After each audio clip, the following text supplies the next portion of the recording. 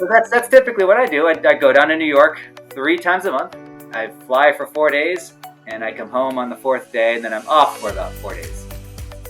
And I can make my schedule whatever I want. So next month, if my wife says, we want to take this trip on these for this week, and oh, by the way, your mom's coming to visit this week, and oh, by the way, we're going to see a concert on this day, you need to get all these days off, then I make my schedule so I don't work any of those days, and I work the other days. I don't take any work home with me either, because when I'm off, I'm completely off. I'm not doing payroll or checking emails or anything like that. When I go back to work, I check the weather and I go fly the jets. That's all I do. Hello everyone and welcome to the MEFA Podcast. My name is Jonathan Hughes and you just heard from one of our guests on the show today, pilot Cliff Lanyi. And this is another episode where we highlight a specific career and show you how you can achieve it. And this is something that we've done once or twice before on the show, but something we're going to be doing more of because we're not just about college at MEFA, but as we say, college and career readiness. So I'm going to talk after the interview about how you can use MEFA Pathway, MEFA's free college and career portal to explore careers. So stick around for that. But for now, let's hear straight from the pilots themselves. They're going to tell us how you become a pilot, what are some of the jobs you can do as a pilot, what makes a good pilot, and so much more. So without further ado, let's meet our pilots. Okay, my name is Cliff. I'm a captain on the Boeing 737 at American Airlines, and I also continue to teach flying lessons sometimes on my days off. Right, my name is Jack Trendell. I'm a pilot for the Boston Skydive Company and a remote pilot operator for the Federal Aviation Administration, a contractor. How long have you been a pilot? I got my pilot's license in 2005. And I've been at the airlines for 11 years. So I started flying in August of 2019. That's when I started my training at Bridgewater State University. And what was it like taking those classes at Bridgewater? I had never felt so driven to do well in the classes. They're about things that I was extremely interested in. So it's a 4-year program, and ideally every year you're supposed to get about one license. So you go through and your flying is a class in and of itself. So you have to take all of these other courses like you would at a normal university. And then you go down to the airport. They use New Bedford Regional Airport. It's where they have their flight training center. Yep. And by the end of the program, ideally you have your commercial pilot's license as well as your certified flight instructor license. What was your schooling like? What was your educational journey to becoming a pilot? Mine was pretty piecemeal. It started out as a hobby for me. I went to college at Penn State. I got a bachelor's in meteorology. And then I got my private pilot's license at a small flight school outside Washington, D.C. while I was down there one summer for an internship. So I just took flying lessons, started in June, licensed by September. That was the private pilot's license. I got my other ratings at different flight schools around the country because after college, I commissioned in the Air Force. I was a weather guy. So I traveled around the country, and everywhere I'd go, I'd find a local flight school and get my instrument rating, and then my commercial, and then my flight instructor rating, all at different schools. So take me through that a little bit. So you started at Penn State, and you studied meteorology there. Yep. And that is what your degree is in? Yes. And where does the Air Force come in then? I did ROTC at Penn State. So as soon as you graduate, you go off, you have a job. And that's what I did, weather forecasting for the Air Force. Okay, did you fly in the Air Force or just do the meteorology? Just meteorology. Flying was a hobby for me. So I had my license by the time I graduated college. I got it that summer. Walked into the office there. It was called Freeway Airport. Tiny little airport, weeds growing out of the runway. But you could see the White House right after you took off. So you're really in close.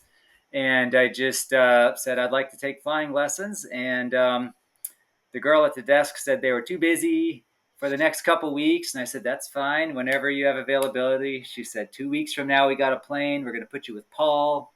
I said, okay, I don't know who Paul is. That sounds fine. So I showed up on the appointed date. And Paul wasn't particularly nice. The plane was kind of beat up, but I loved it. I was hooked. I signed up for all the lessons I could get after that. By the end of the summer, I had my private pilot's license. It took me about 45 hours of flying time, about 3 months.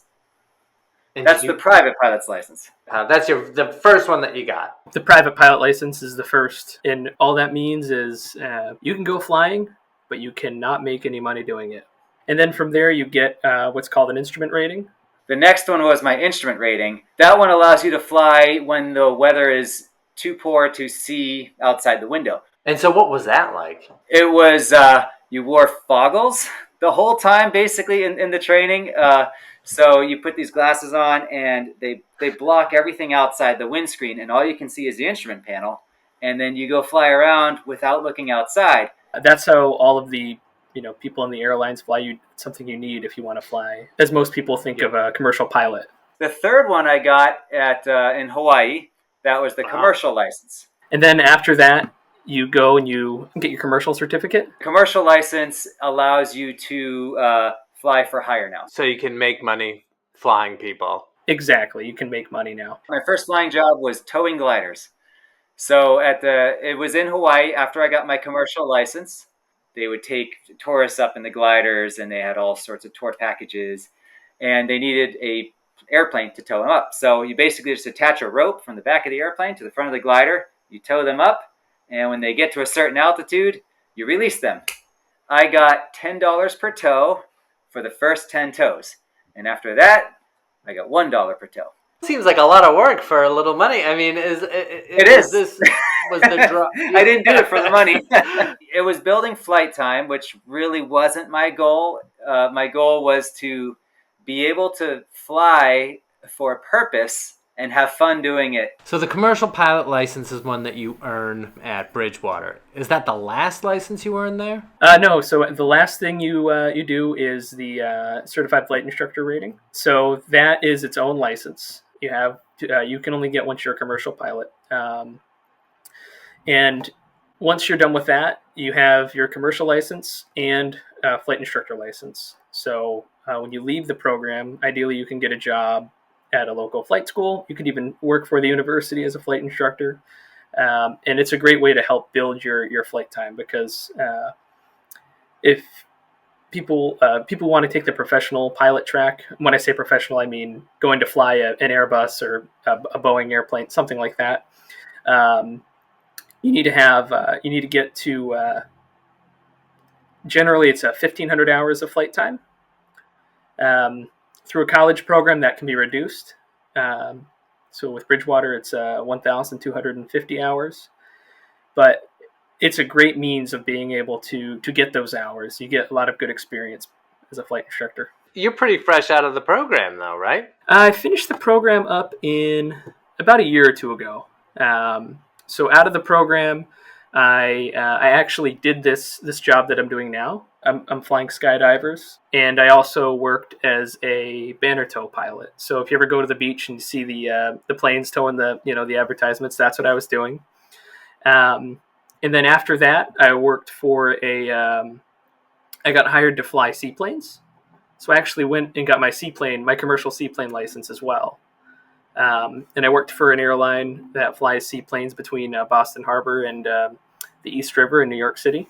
Okay, so give me a sense of how much more difficult each step is from the last, like how, and what is it like to make that next level in terms of like applications and paying and for the courses and things like that. What was that like? Well, it's much more expensive today than it was when I did it. But I paid $40 an hour for a Cessna 152 when I got my private pilot's license. And so that is just the time the engine's running. So the whole thing probably cost me $10,000 to $15,000 to get the private pilot's license. Nowadays it costs more, probably twice as much. And then same for the instrument rating. Same for the commercial. It doesn't really get more expensive. The price is pretty much the same all the way through. If you go to an aviation college, I know that they're expensive, but there are loans that you can get. There are scholarships that you can get. And there is the American Airlines Cadet Program. If you get accepted there, they give you either an interest-free or low interest loan. I'm not exactly sure, but then they also give you a job as soon as you get your instructor license, which is the next one after commercial in this train of licenses. That you have a job teaching students, and you're getting paid for it, and you're accruing flight time towards becoming the airline transport pilot. And as you need 1,500 hours to become an airline transport pilot, or ATP. So when you hit your 1,500 hours, you get that while teaching. The airline brings you in. Are there other types of things that you can do as a pilot and make money without being a big sort of commercial jet pilot? Yeah, definitely. So there's things such as I said, flight instructing. There are some people who make a career out of that. Flying skydivers, towing banners, working in the charter world or the corporate flying world. So you're flying a private jet. Pipeline patrol, aerial photography, charter flights, cargo. Aerial firefighting. Go out to California, Arizona, out west. There's every summer there's a lot of fires. You could fly for the government, flying for Customs and Border Patrol, or there's a lot of things. What do you think you will do from here on? Are you gonna keep on doing what you're doing for a while, or do you have plans to do other things? Yeah, so essentially these jobs that I've worked in the last few years have all really been to help build my experience so that I can I can apply to an airline. Once the season is over for the skydive, flying, a lot of the stuff is seasonal up here. I'll be hoping to be interviewing with some airlines, and ultimately, I think that's probably, for me anyway, the smartest decision. Now, when did you have it in your mind throughout all this that you were going to be a pilot, that this was what you were going to do, be a commercial pilot? When I started getting emails from the airlines, because I had accrued enough flight time and they were looking for pilots, and like they're spam emails. I would have thrown them in this junk folder, but I'm looking at this. Come fly for American Eagle Airlines. We'll here's your starting salary. We'll train you up and this and that. And so, whoa, here's the link to apply. Okay, so I did that. They hired me. I got hired at 3 different airlines, and I actually asked my wife if she thought I could go fly a big jet, and she actually laughed at me. So it was more like I'll show you. I'll do this. So I went to training, and it was really neat to the first time I flew the jet was really exciting.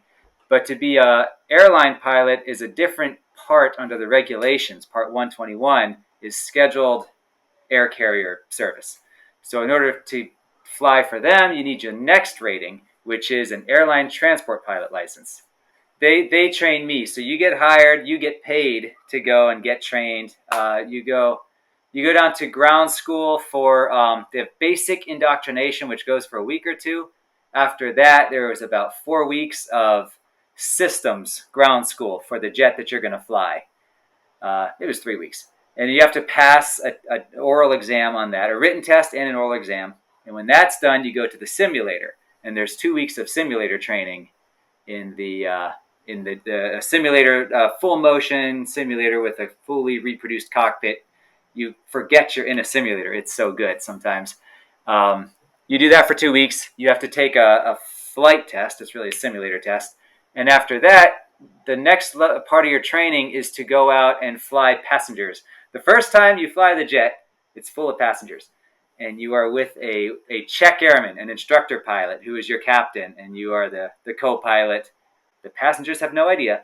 You are new to flying the jet, although you did just do 2 weeks straight in the simulator, simulating every emergency, every scenario that they think could happen to you. So you are very good at flying the simulator at that point. The jet's a little different. The operational pace might be a little bit different, but you are a competent pilot by that point, plus you're accompanied by a very competent instructor pilot. I almost quit a few times because I didn't like reserve. So reserve, if you're a junior pilot at the airlines, you're on call. And because I was based in New York, but I live up here in Massachusetts, it was difficult. I had to go down to New York because if they called me, I had to be ready. So I didn't like that, and they weren't hiring a lot of new pilots, so I wasn't moving up in the seniority list. So I was going to be on reserve for a while. So I thought I was going to quit, but then when I started getting a little more senior, I saw how great this job can be, and I've been there ever since. Wow. Well, talk about that a little bit more. Okay, about being an How airline great pilot? how great it could be. Oh man! All right, so you bid your schedule every month. You look at we have something called PBS, Priority Bidding System. You put 7 layers. In your top layer, you shoot for the moon. You say, what would be my ideal schedule? I would want to work only Monday through Wednesday. I would like to fly nowhere but, you know, Cabo and the islands with 24-hour all-inclusive hotels, and I want to not start before 8 a.m. and I want to be home by 4 p.m. on my last day. So you can put that in your layer number 1. The most senior guy will get that. And then you can say, if you can't give me that, then layer 2, layer 3, all the way down to layer 7. So it's complicated how that works, but you get good at it. I'm fairly good at it. I just pick the trips that I want and I put them in layer 1. So I say, I would really like that trip, and I would really like that one. They're trips that are already built. They could be 2-day trips, 3-day trips, 4-day trips. I prefer 4-day trips because I go down to New York, and so I don't need to go back and forth as often. I can do 3 4-day trips a month and just be done. That's my whole month schedule. So that's typically what I do. I go down to New York 3 times a month. I fly for 4 days, and I come home on the 4th day, and then I'm off for about 4 days.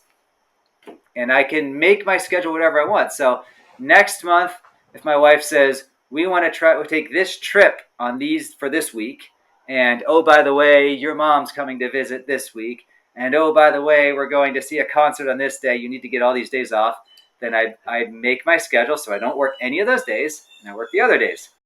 I don't take any work home with me either, because when I'm off, I'm completely off. I'm not doing payroll or checking emails or anything like that. When I go back to work, I check the weather and I go fly the jets. That's all I do. From walking into that office that first day to flying the jet, how long was that? For me, it was 2005 when I got my license, and it was 2013 when I got hired at an airline. So it was 8 years, right? Okay. 8 years. But I was not trying. Is the sort of college aviation program a shorter, more direct route to being a pilot? If you want to become an airline pilot, I think it's a great way to go about that, because your training and your education is focused on that type of flying.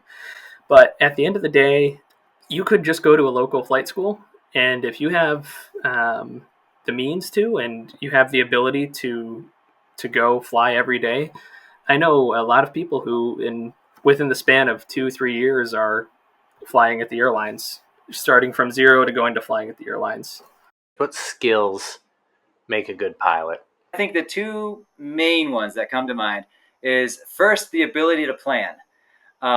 So if the airplane gets somewhere before your brain does, then trouble starts.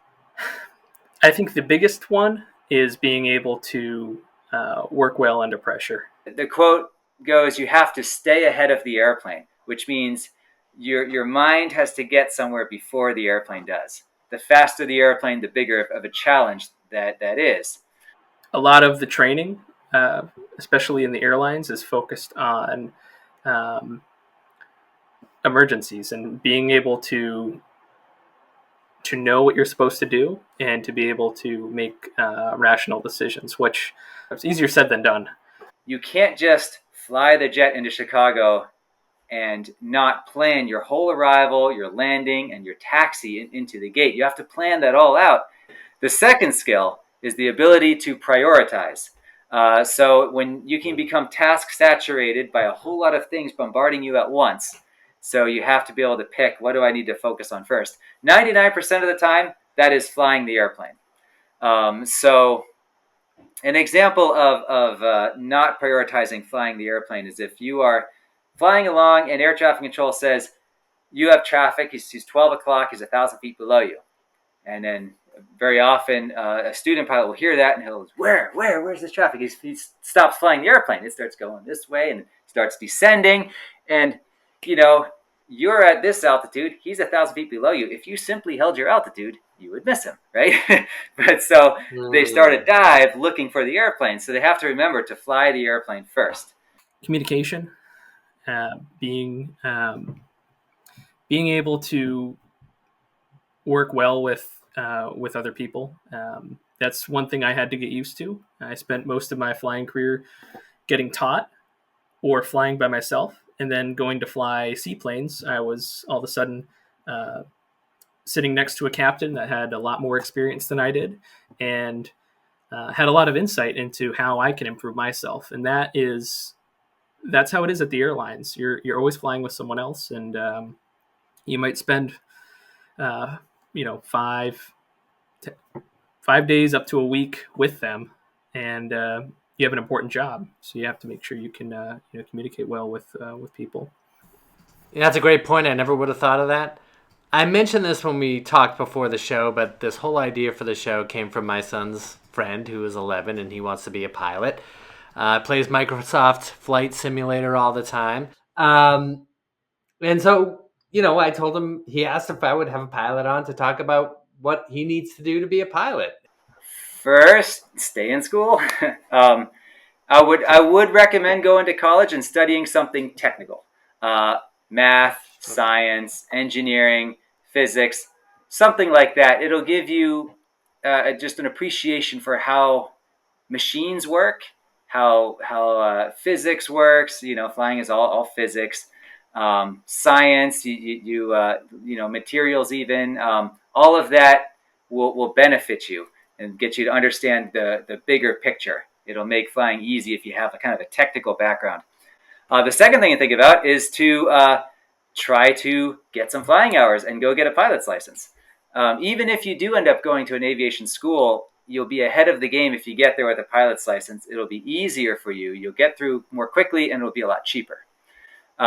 So I know it's not always financially possible for someone to just go out and get a pilot's license, at least not early in their career. But I know a lot of people that in the past they went and they hung out at the airport, and they actually did things like they washed the airplanes and they moved the airplanes around the ramp and they refueled the airplanes. And instead of getting paid for it, they traded them flight time. So they got their licenses that way in exchange for doing work at the airport. At the very least, you should go to the local airport, check out the local flight school, find out what it costs, find out if there's anything you can do to help them, even get some flying time. If you know anybody at the airport who has an airplane, pilots are always happy to take you up and teach you what they know. So anything you can do to get ahead of the game in that regard.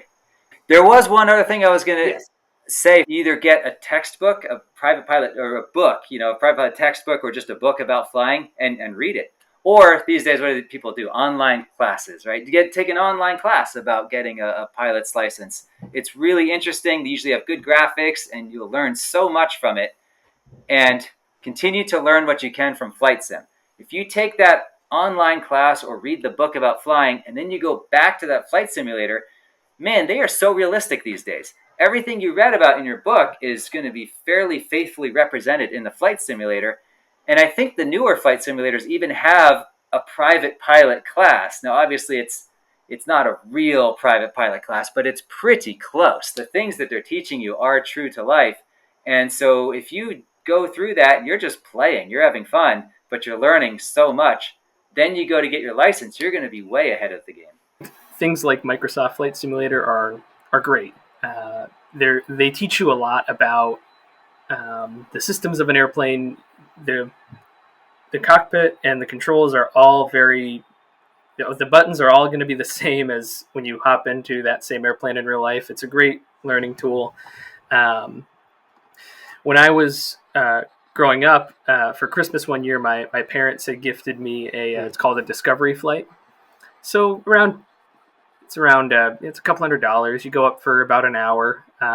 You go out with an instructor, and they show you how to do all the pre-flight checks and show you the checklist and everything, and then they put you in the pilot seat and you go up and you just fly around and see how it is. That's a great way to see if this, sitting in that airplane and flying around is something that your body can handle, because some people get airsick and they don't realize it. I think overall it just kind of lights that fire more if someone's passionate about aviation. And you can do it really at any age. How old were you when you did it? I think 14 years old. How old do you need to be before you start getting your pilot's license? Is it like your driver's license? 16 to solo the airplane, 17 years old to get your pilot's license.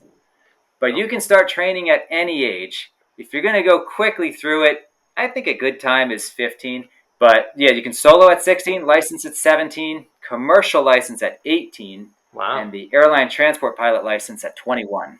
Any advice for any prospective pilots out there, anyone who's listening to this and thinking that they might want to do this? You have to figure out if you really love it. Aviation is, especially as a pilot, you make a lot of sacrifices. You spend a lot of time studying in school, hard work. You're going to work a lot of holidays. You're going to work a lot of overnights.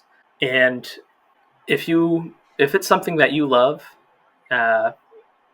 all of those negative things really don't seem so negative.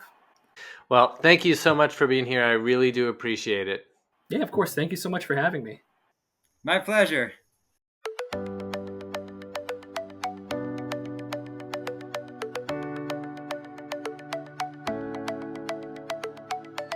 All right. That was awesome. I'd like to thank Cliff and Jack for taking time out of their busy flying schedules to come and talk to us. I really loved it. I hope you did too.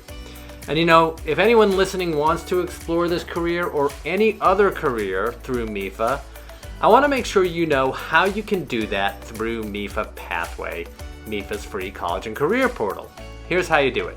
You go to mefapathway.org, sign in if you have access or sign up if you don't, and click on the Discover Careers tab. Then click on Career Search. And now let's again assume that you're so taken with today's guest that you want to look into being a pilot. You can scroll through the menu of career categories all the way to the bottom and click on the career category Transportation, Distribution, and Logistics. And there will spring up all sorts of careers in that field, including airline pilots. So click on that option and get all sorts of relevant information about that career, like average salary, what percentage of pilots have what degree, and links to colleges that offer programs in aviation. Finally, I mentioned during the interview that this whole idea for this show came from my 11-year-old son's friend who wants to be a pilot and asked me to have some pilots on the show so we could learn how to be one. And honestly, I would love to get more ideas just like that from you. So if you have a career dream and want us to help you get there, tell us what that is. And you can reach us on Facebook at MEFA-MA, on X at MEFA-Tweets, and on Instagram at MEFA_MA. So if you like today's show, you can follow us wherever you get your podcasts, and please be sure to rate and review us. Finally, I'd like to thank Sean Connolly, our producer, Meredith Clement, AJ Yee, Lisa Rooney, and Lauren Dance for their assistance in getting the show posted. Once again, my name is Jonathan Hughes, and this has been the MEFA Podcast.